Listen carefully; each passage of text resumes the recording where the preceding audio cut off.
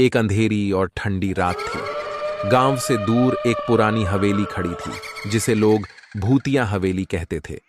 गांव के बुजुर्ग कहते थे कि उस हवेली में कभी कोई नहीं जाता, क्योंकि जो भी वहां गया वो कभी वापस नहीं आया।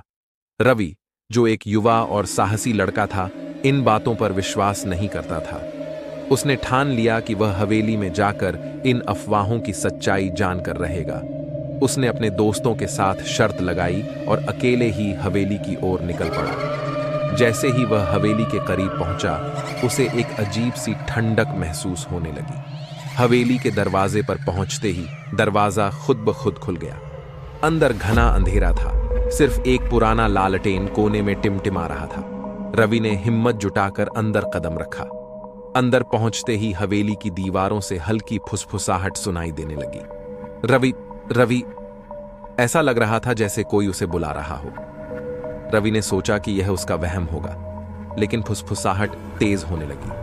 अब उसे लगने लगा कि कोई उसके पीछे खड़ा है। वह डरते डरते मुड़ा, लेकिन वहां कोई नहीं था।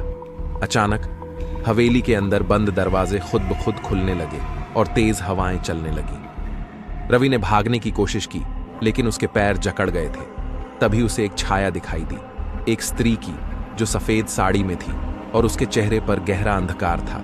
उसकी आंखें खाली और गहरी थीं, जैसे वो रवि की आत्मा को घूर रही हो। रवि डर से चीख पड़ा, लेकिन उसकी आवाज जैसे गले में अटक गई। वह कुछ नहीं कर पा रहा था। उस स्त्री ने अपने ठंडे हाथ रवि के कंधों पर रखे और कहा, तुमने मुझे जगा दिया है, अब तुम नहीं बचोगे। रवि की आंखें खुली की खुली रह गईं और अगले ही पल वह हवेली में बेहोश होकर गिर पड़ा।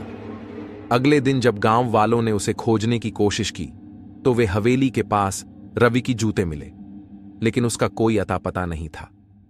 हवेली में जाने की किसी ने हिम्मत नहीं की। तब से लोग कहते हैं कि रवि भी उस हवेली का हिस्सा बन गया है और अब हवेली में उसकी चीखें गूंजती हैं। आज भी जो भी उस हवेली के पास जाता है, उसे रवि की आवाज सुनाई देती है, मुझे बचाओ,